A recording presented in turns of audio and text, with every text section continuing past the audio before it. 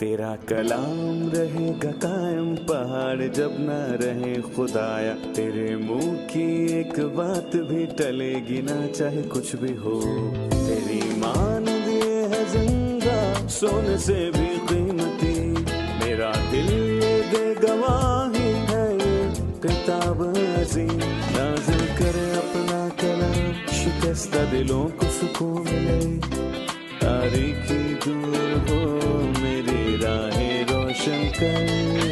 दिल अपना कलाम कसरत से ए खुदा बदल दे, रिहाई दे कसरत से फल में नाम। कलाम रहेगा कायम पहाड़ जब न रहे खुदाया, तेरे मुंह की एक बात भी टलेगी ना चाहे कुछ भी हो।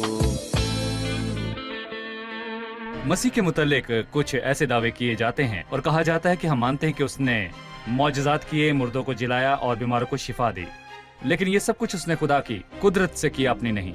खुदा वो सब नहीं कर सकता जो हम कर सकते हैं। अगर आप कुछ कर सकते हैं तो इस इंतजार में ना रहें कि ये खुदा आपके लिए कर देगा। लाजर को मुर्दों में से जिंदा करने के मौजज़े में मसीह की कामिल इंसानियत और उसकी उलूहियत कैसे जाहिर हुई।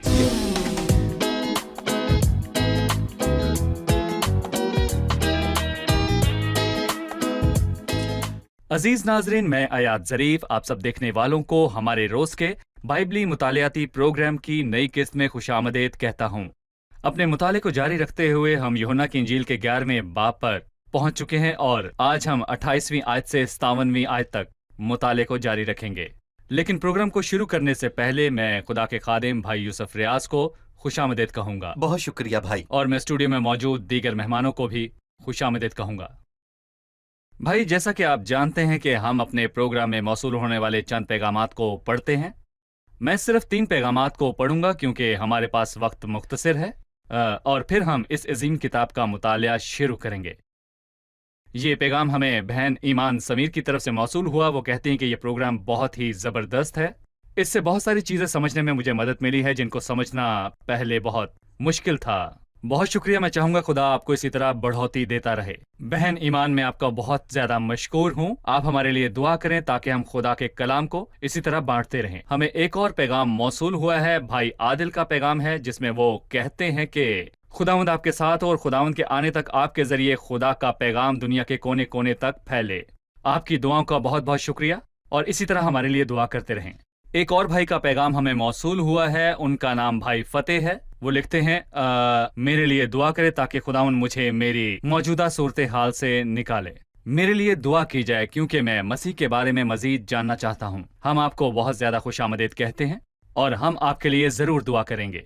इससे पहले कि हम प्रोग्राम का बाकायदा आगाज करें, मैं भाई यूसुफ से दरखास्त करूंगा कि वो आपके लिए दुआ करें। भाई वो कहते हैं कि मैं उम्मीद करता हूं कि आप मेरे लिए दुआ करेंगे ताकि खुदा मुझे मेरी मौजूदा सूरत हाल से बचाए। मैं मसीह को मजीद जानना चाहता हूं। हमारा बड़ा और रहीम खुदा जो प्रस्तिश के लायक है, तू ही है जो दुआओं को सुनता है। सब इंसान तेरे पास आते हैं। तूने अपने खादम फतही के दिल को खोला ताकि वो तुझे अपना खुदावंद, मालिक और निजात दहिंदा कबूल करे। हम दुआ करते हैं तूने जो कुछ उसमें शुरू किया जारी रख, और इसके साथ उन सब में भी जो इस प्रोग्राम को देख रहे हैं। आए खुदावंद, तू लोगों को बचाने के काबिल है क्योंकि तू चाहता है कि तमाम लोग निजात पाएं और सच्चाई के इल्म तक पहुंच जाएं। उससे और हर मांगने वाले को बरकत अता कर। हम तुझसे बरकत और रहम की दुआ करते हैं। सारा जलाल तुझको मिले। आमीन आमीन आमीन। भाई यूसुफ, अब मैं आपकी इजाजत से 11वें बाब की 28वीं आयत से 44वीं आयत तक पढ़ना चाहूंगा। ये कहकर वो चली गई और चुपके से अपनी बहन मरियम को बुलाकर कहा कि उस्ताद यहीं है और तुझे बुलाता है। वो सुनते ही जल्द उठकर उसके पास आई। यीशु अभी गांव में नहीं पहुंचा था बल्कि उसी जगह था जहां मार्था उससे मिली थी। बस जो यहूदी घर में उसके पास थे और उसे तसल्ली दे रहे थे, ये देख कर के मरियम जल्द उठकर बाहर गई, इस ख्याल से उसके पीछे हो लिए कि वो कब्र पर रोने जाती है। जब मरियम उस जगह पहुंची जहां यीशु था और उसने देखा तो उसके कदमों पर गिरकर उससे कहा, ऐ खुदावंद, अगर तू यहाँ होता तो मेरा भाई ना मरता। जब यीशु ने उसे और उन यहूदियों को जो उसके साथ आए थे रोते देखा तो दिल में नहायत रंजीदा हुआ और घबरा कर कहा, तुमने उसे कहाँ रखा है? उन्होंने कहा, ए खुदावन चल कर देख ले। यीशु के आंसू बहने लगे। बस यहूदियों ने कहा, देखो वो उसको कैसा अजीज था। लेकिन उनमें से बाज ने कहा, क्या ये शख्स जिसने अंधे की आंखें खोली इतना ना कर सका कि ये आदमी ना मरता? यीशु फिर अपने दिल में निहायत रंजीदा होकर कब्र पर आया। वो एक गार था और उस पर पत्थर धरा था। यीशु ने कहा, पत्थर हटाओ। उस मरे हुए शख्स की बहन मार्था ने उसे कहा, ऐ खुदावंद, उसमें से तो अब बदबू आती है, क्योंकि उसे 4 दिन हो गए। यीशु ने उससे कहा, क्या मैंने तुझसे कहा ना था कि अगर तू ईमान लाएगी तो खुदा का जलाल देखेगी? बस उन्होंने उस पत्थर को हटा दिया। फिर यीशु ने आंखें उठाकर कहा, ऐ बाप, मैं तेरा शुक्र करता हूं कि तूने मेरी सुन ली, और मुझे तो मालूम था कि तू हमेशा मेरी सुनता है, मगर इन लोगों के बायस जो आसपास खड़े हैं मैंने ये कहा ताकि वो ईमान लाए कि तू ही ने मुझे भेजा है। और ये कहकर उसने बुलंद आवाज से पुकारा कि ऐ लाजर निकल आ। जो मर गया था वो कफन से हाथ पांव बंधे हुए निकल आया और उसका चेहरा रुमाल से लिपटा हुआ था। यीशु ने उनसे कहा, उसे खोल कर जाने दो। आमीन। भाई यूसुफ, मैं चाहूंगा कि इन आयात के मुतालिक आप हमें कुछ बताएं। इन आयात में मैं खुदा के जबरदस्त इख्तियार को देखता हूं। हम देखते हैं कि मार्था ने अपनी बहन को चुपके से बुलाया। उसने अपनी बहन को चुपके से क्यों बुलाया? उसे बताया, मालिक आ गया है और तुझे बुला रहा है। शायद इन 2 वजूहात में से एक के लिए।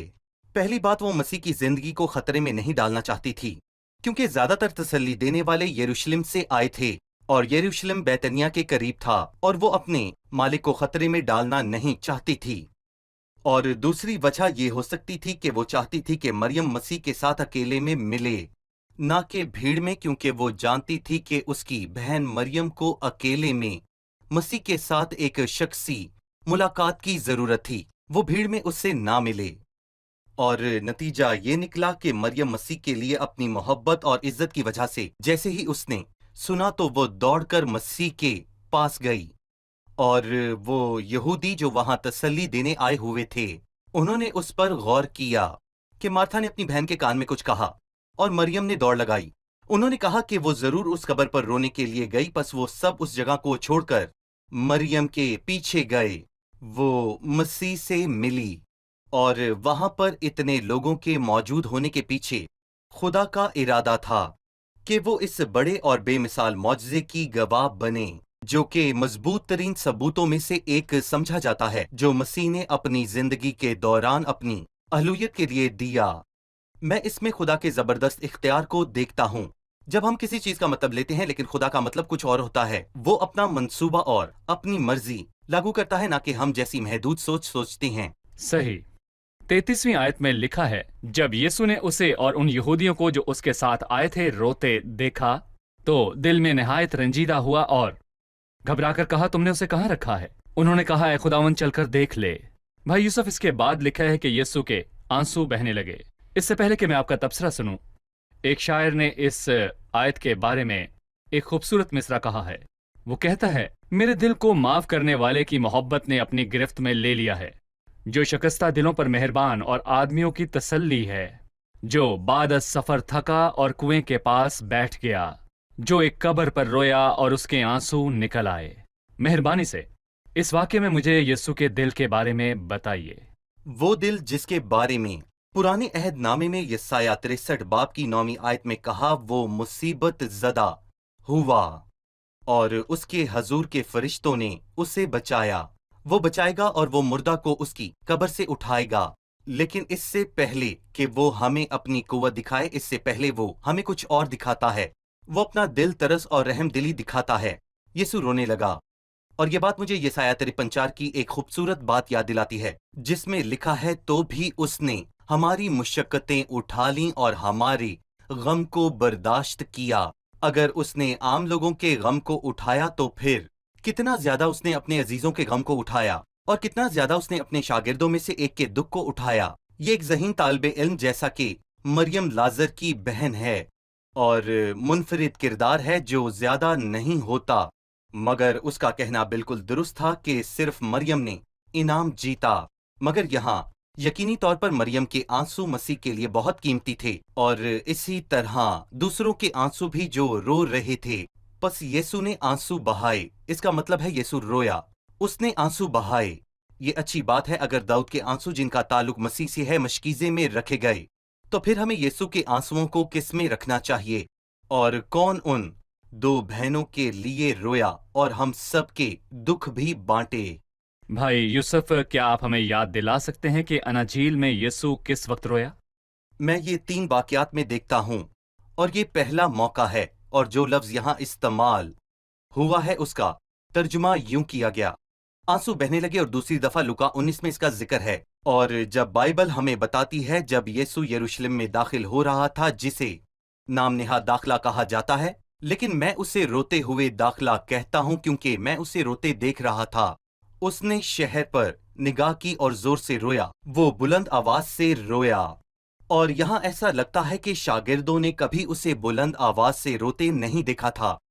और तीसरी दफा हम सिर्फ आंसू बहाने और बुलंद आवाज से रोते हुए नहीं पढ़ते, बल्कि इब्रानियों 5 में हम पढ़ते हैं कि उसने अपनी बशीरत के दिनों में जोर जोर से पुकार कर और आंसू बहा बहा कर उससे दुआएं और इल्तिजाएं की, जो उसको मौत से बचा सकता था। और किसी को इस तरह से, बिलखसूस लाजर को जिससे वो प्यार करता था, कब्र में देखना मुश्किल था, और उसके अजीज शहर को इस तरह मुस्तरद होते हुए देखना और ये जाना कि उसको रद्द करने के नतीजे में उसके साथ क्या होने वाला है, बहुत मुश्किल था। लेकिन खुदा की तरफ से छोड़ा जाना और गुनाह बनना जबकि वो पाक है, तो इसके लिए जोरदार आंसू और चीखो पुकार दरकार है। हम एक छोटे से वक्फे के बाद मेहमानों के सवालात के साथ हाजिर होंगे। अजीज नाजरीन, हम एक वक्फे के बाद मिलेंगे। वक्फे के दौरान स्क्रीन पर हमारा ईमेल एड्रेस जाहिर होगा, आप अपने सवालात हमें भेज सकते हैं। खुदा उनके फजल से हम इसका जवाब जरूर देंगे। वक्फे के बाद आपसे फिर मुलाकात होगी।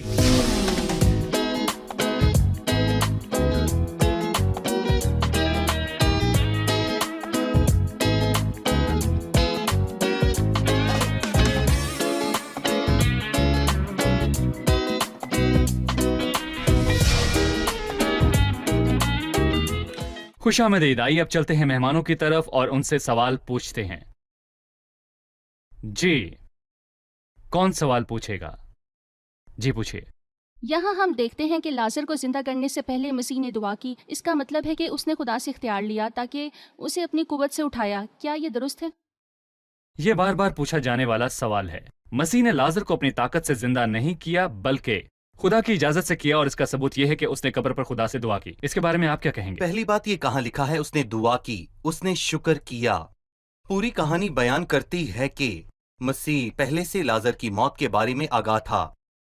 उसी लम्हे जब वो फौत हुआ, उसने शागिर्दों से कहा, मैं उसे जगाने जा रहा हूं। और फिर उसने उन्हें बताया कि मैं वहां ना था ताकि वो ईमान लाएं। पहली बात जो उसने कही कि ये बीमारी खुदा के जलाल के लिए है, ताकि इसके वसीले से खुदा के बेटे को जलाल मिले। लेकिन इससे क्या मुराद है?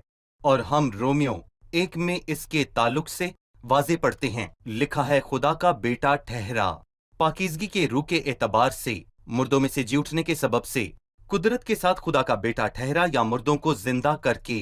लिहाजा जब उसने मुर्दों को जिंदा किया तो ये एक काबिल तरदीद सबूत था जिस पर कभी तनकीद नहीं की जा सकती कि वो खुदा का बेटा है।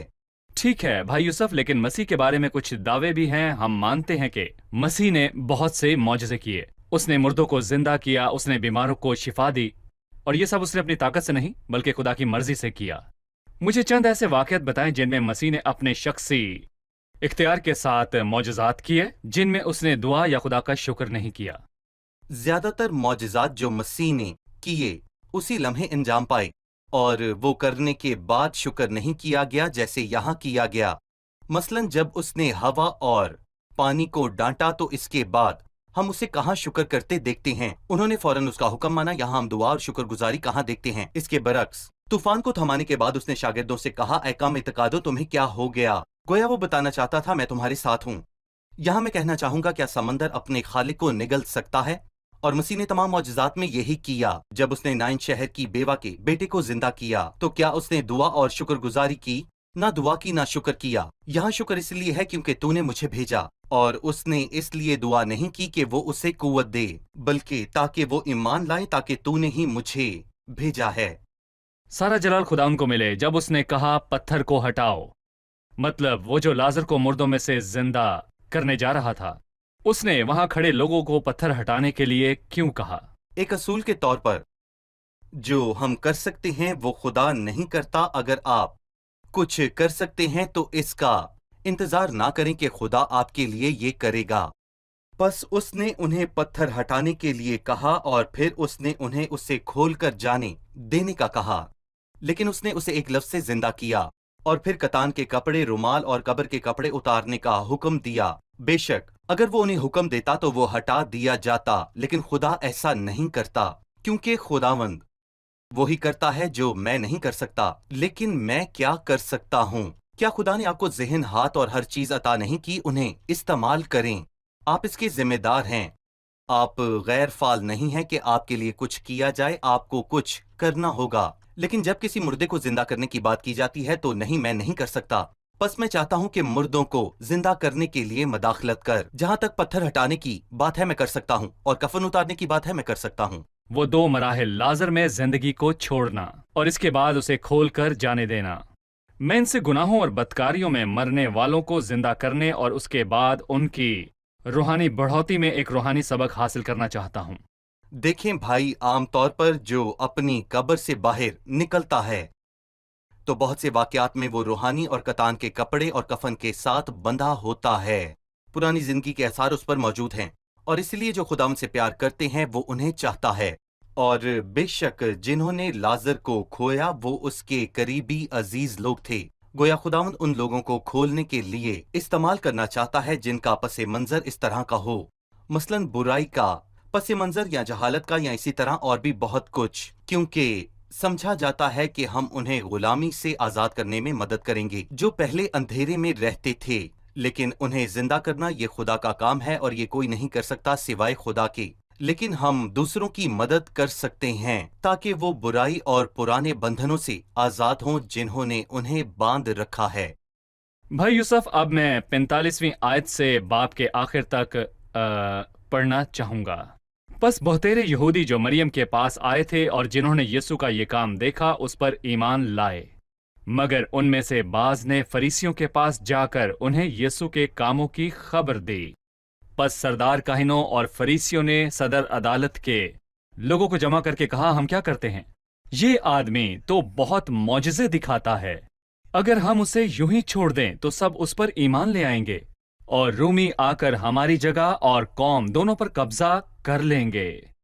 اور ان میں سے قائفہ نام ایک شخص نے جو اس سال سردار کاہن تھا ان سے کہا، تم کچھ نہیں جانتے اور نہ سوچتے ہو کہ تمہارے لیے یہی بہتر ہے کہ ایک آدمی امت کے واسطے مرے نہ کہ ساری قوم ہلاک ہو۔ مگر اس نے یہ اپنی طرف سے نہیں کہا، بلکہ اس سال سردار کاہن ہو کر نبوت کی کہ یسوع اس قوم کے واسطے مرے گا، اور نہ صرف اس قوم کے واسطے بلکہ اس واسطے بھی کہ خدا کے پراگندہ فرزندوں کو جمع کر کے ایک کر دے۔ پس وہ اسی روز سے اسے قتل کرنے کا مشورہ کرنے لگے۔ پس اس وقت سے یسوع یہودیوں میں اعلانیہ نہیں پھیرا، بلکہ وہاں سے جنگل کے نزدیک کے علاقے میں افرائیم نام ایک شہر کو چلا گیا اور اپنے شاگردوں کے ساتھ وہیں رہنے لگا۔ اور یہودیوں کی عید فصح نزدیک تھی، اور بہت سے لوگ فصح سے پہلے دیہات سے یروشلم کو گئے تاکہ اپنے آپ کو پاک کریں۔ پس وہ یسوع کو ڈھونڈنے اور ہیکل میں کھڑے ہو کر آپس میں کہنے لگے کہ تمہارا کیا خیال ہے، کیا وہ عید میں نہیں آئے گا؟ اور سردار کاہنوں اور فریسیوں نے حکم دے رکھا تھا کہ اگر کسی کو معلوم ہو کہ وہ کہاں ہے تو اطلاع دے تاکہ اسے پکڑ لیں۔ میں اس معجزے کے بارے میں یہودیوں کے رویے اور ان کے رد عمل پر آپ کا تبصرہ چاہوں گا۔ ٹھیک ہے، پہلی آیت جو ابھی آپ نے پڑھی، جب انہوں نے یسوع کا یہ کام دیکھا تو اس پر ایمان لائے، اور یہی الفاظ اس کے بعد یعنی کہ 46ویں آیت میں استعمال کیے گئے۔ مگر ان میں سے بعض نے فریسیوں کے پاس جا کر انہیں یسوع کے کاموں کی خبر دی، جس کا مطلب یہ ہے کہ کام ایک تھا لیکن اس پر ان کا رد عمل مختلف تھا، اور اس کی توقع تھی، اور ایسا ہر وقت ہوتا تھا۔ ہم خوشخبری کی منادی کرتے ہیں لیکن منادی کا نتیجہ ہمیشہ ایک جیسا نہیں نکلتا. بعض اوقات نتیجہ مثبت ہوتا ہے اور بعض اوقات نتیجہ منفی. مسیح نے جو معجزہ کیا وہ لوگوں نے دیکھا. اس کا دوہرا اثر ہوتا تھا. کچھ لوگ مسیح پر ایمان لے آئے جبکہ فریسیوں کو بتایا گیا کہ دیکھو مسیح نے تباہی کر دی. اس نے کہا تباہی کی تھی، اس نے کسی مردے کو زندہ کیا تھا، اور اس کا مطلب ہے کہ لوگ اس پر ایمان لائیں گے. اور وہ بدکار لوگ یہ نہیں چاہتے تھے، نہ ہی وہ چاہتے تھے اور نہ ہی ان کے سردار چاہتے تھے. انہوں نے اس پر الزام لگایا تھا کہ اگر ہم اسے یوں ہی چھوڑ دیں تو رومی آ کر ہماری جگہ اور قوم دونوں پر قبضہ کر لیں گے. اس وقت رومی کہاں تھے؟ کچھ ہوا اور وہ واقع مسیح کو رد کرنے اور قتل کرنے کا نتیجہ تھا. رومی جو پہلے ہی انہیں غلام بنا رہے تھے وہ آئے، لیکن وہ 70ویں عیسوی میں آئے جو کہ 40 سال بعد ہوا، اور انہوں نے یروشلم اور ہیکل کو تباہ کر دیا، اور ہیکل اور قوم جاتی رہی اور ہر چیز ختم ہو گئی. اور یہ صورتحال 21ویں صدی تک جاری رہی. لیکن اب ان کی واپسی صرف اور صرف الہی عدالت کی تیاری ہے. صفنیہ 2:1 کی پیشن گوئی کے مطابق اے بے حیا قوم جمع ہو اس سے پہلے کہ تقدیر الہی ظاہر ہو. مطلب کہ عدالت ہونے والی ہے.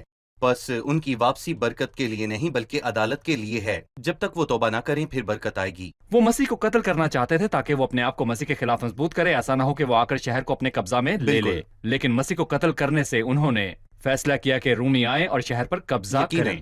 ہم ایک چھوٹے سے وقفے کے بعد مہمانوں کے سوالات کے ساتھ حاضر ہوں گے. ناظرین، ایک وقفے کے بعد آپ سے پھر ملاقات ہوگی.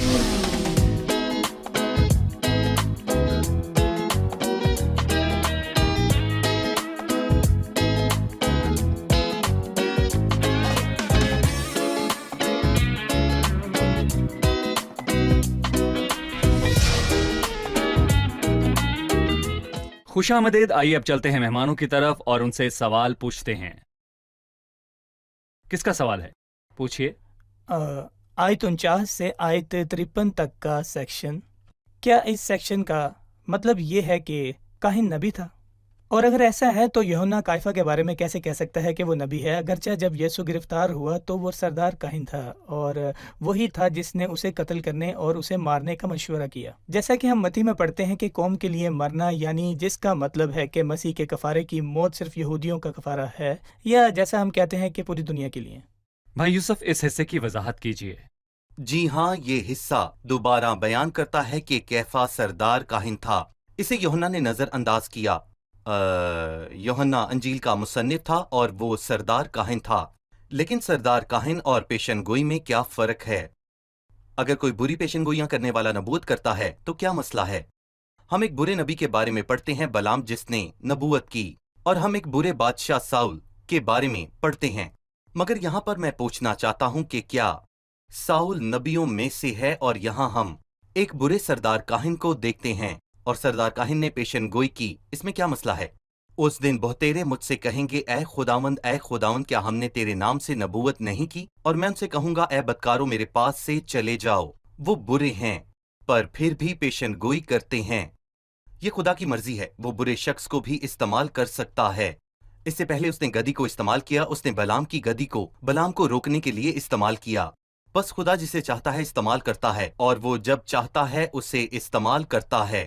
وہ آسمان اور زمین کا کل اختیار رکھتا ہے اور کوئی اسے بتا نہیں سکتا کہ وہ کیا کر رہا ہے. مسیح کے بارے میں پیشن گوئی کی گئی کہ وہ قوموں کے لیے مرے گا. اس آیت کو آگے پڑھیں تو لکھا ہے کہ نہ صرف اس قوم کے واسطے بلکہ اس واسطے بھی کہ خدا کے پرگندہ فرزندوں کو جمع کر کے ایک کر دے. پس مسیح قوموں کے لیے مرا. بے شک وہ قوموں کے لیے مرا، لیکن صرف وہ قوموں کے لیے ہی نہیں مرا. اور میں کلام کے مطابق اس میں شامل کرتا ہوں کہ سب سے پہلے سب سے اوپر قوم کے لیے نہیں، کیونکہ انہوں نے برکت نہیں پائی، لیکن پوری دنیا میں لاکھوں قوموں نے مسیح کی موت سے فائدہ حاصل کیا. لہٰذا یہ صرف قوم کے لیے نہیں اور نہ ہی پہلی قوم کے لیے ہے. بے شک وہ قوم کے لیے مرا اور خدا کے پرگندہ فرزندوں کے لیے مرا تاکہ جمع کر کے ایک کر دے. اور انہیں جمع کر کے ایک کر دے. بس یہ کائفہ کی شخصیت کی منظوری نہیں ہے، جتنا کہ خدا نے اپنے اختیارات کا استعمال کرتے ہوئے اس کے منہ میں الفاظ ڈالے. دیکھیں، یوسف کے بھائیوں نے برے ارادے سے وہ جو کچھ کر سکتے تھے انہوں نے کیا، لیکن جب انہوں نے یوسف کو فروخت کیا تو خدا کو اس بات پر پورا کنٹرول تھا. یوسف نے کہا، یہ تم نہیں جنہوں نے مجھے بیچا، بلکہ خدا نے جانوں کو بچانے کے لیے مجھے آگے بھیجا۔ ان کا ارادہ برا تھا جیسے اس شخص کا ارادہ برا تھا، اور جیسے کہ بھائی مارکو نے سوال میں کہا کہ کیفا نے حکم دیا کہ یسوع کو مارا جائے، اس پر حملہ کیا جائے، لیکن روح القدس نے اسے بولنے کے لیے استعمال کیا، اور اس نے جو کچھ بھی کہا 100% درست تھا۔ ٹھیک ہے، اب وقت ہے کہ ہم مہمانوں کے ساتھ مل کر قسط کی دہرائی کریں۔ ہمارے پاس 3 سوال ہیں جو آپ کے لیے زیادہ نہیں ہیں، لہٰذا قسط کی دہرائی کے لیے آج کا پہلا سوال، جب یسوع رویا تو کیا یہ رونا اس وجہ سے تھا کہ وہ نااہل تھا اور اس کے پاس کچھ کرنے کی قوت نہیں تھی، یا یہ کسی اور قسم کا رونا تھا؟ نہیں، یہ اس وجہ سے نہیں تھا کہ وہ نااہل تھا، اور اس کا ثبوت یہ ہے کہ خداوند یسوع مسیح نے اس کے بعد فوراً لازر کو زندہ کیا، لیکن خداوند یسوع مسیح نے اپنی قوت دکھانے سے پہلے اپنا دل دکھایا۔ خداوند صرف مسئلے کا حل فراہم نہیں کرتا، بلکہ وہ ایماندار کو دکھاتا ہے کہ وہ اس کے ساتھ ہمدردی کر سکتا ہے اور اس کی وجہ مصیبتوں میں اس کا دکھ بانٹ سکتا ہے۔ لیکن کیا یہاں وہ انسان ہے یا خدا؟ وہ انسان کی حیثیت سے رویا اور خدا کی حیثیت سے اس کو زندہ کیا۔ ٹھیک ہے، لازر کو زندہ کرنے سے پہلے مسیح نے دعا کی، تو کیا اس نے خدا سے اجازت لے کر اسے زندہ کیا، نہ کہ اپنی قوت سے؟ یعنی کیا وہ مردے کو زندہ کرنے کے لیے خدا کی مدد مانگ رہا تھا؟ ہم نے دیکھا کہ اس نے دعا نہیں کی بلکہ صرف شکر گزاری کی، اور اس نے خدا سے کہا کہ اس کا جلال ظاہر ہو تاکہ بھیڑ اس پر ایمان لائے۔ ہم نے یہ بھی دیکھا کہ جب لازر کی وفات ہوئی تو مسیح کو اسی لمحے معلوم تھا۔ ٹھیک ہے، کیا کائفہ اپنی شخصیت میں خود سردار کاہن تھا؟ کیا وہ اپنی ذات میں ایک حقیقی نبی تھا جب اس نے کہا کہ یہ اچھا ہے کہ ایک ہی شخص قوم کے لیے مرے؟ وہ ایک برا کاہن تھا، لیکن خداوند نے اس کے منہ میں نبوتی الفاظ ڈالے، کیونکہ وہ اپنے اختیار میں کسی شخص کو بھی جب چاہے استعمال کر سکتا ہے۔ ٹھیک ہے، خدا آپ سب کو برکت دے۔ آنے والی قسط میں آپ سے پھر ملاقات ہوگی اور ہم اپنے مطالعے کو جاری رکھیں گے۔ بھائی یوسف، آپ کا خدا بھی کو شکریہ۔ برکت دے۔ اگلی قسط میں آپ سے پھر ملاقات ہوگی۔ جی ضرور۔ آج کی قسط کا سوال، لازر کو زندہ کرنے کے معجزے میں مسیح کی کامل انسانیت اور الوہیت کیسے ظاہر ہوتی ہے؟ لازر کو زندہ کرنے کے معجزے میں مسیح کی کامل انسانیت اور الوہیت کیسے ظاہر ہوتی ہے؟ یہ تھا آج کا سوال۔ اگلی قسط میں آپ سے پھر ملاقات ہوگی۔ خدا آپ سب کو برکت دے۔ اس منظر میں ایک نئی زندگی ہے، کوئی خدمت کر رہا ہے اور کوئی عبادت کر رہا ہے اور مرہم عطر پیش کر رہا ہے۔ یہ ہمیں خدا ان کی تعظیم میں ایماندار اور کلیسیا کے کردار کے بارے میں کیا بتاتا ہے؟ اس خوبصورت ماحول میں گھر عطر کی خوشبو سے بھرا ہوا تھا، لیکن ایک شخص بنام یہودا نے مداخلت کی اور ماحول میں اضطراب پیدا کیا۔ مہربانی سے اس حصے میں ہم سے یہودا کے کردار کے بارے میں بات کیجیے۔ تیرا کلام رہے گا قائم، پہاڑ جب نہ رہے خدایا، تیرے منہ کی ایک بات بھی ٹلے گی نہ، چاہے کچھ بھی ہو۔ تیری مانند یہ ہے زندہ، سونے سے بھی قیمتی، میرا دل یہ دے گواہی ہے، یہ کتاب عظیم۔ نازل کرے اپنا کلام، شکستہ دلوں کو سکون ملے، تاریکی دور ہو میری راہیں روشن کر، دل اپنا کلام کثرت سے اے خدا بدل دے، رہائی دے کثرت سے پھل ملاؤ۔ کلام رہے گا قائم، پہاڑ جب نہ رہے خدایا، تیرے منہ کی ایک بات بھی ٹلے گی نہ، چاہے کچھ بھی ہو۔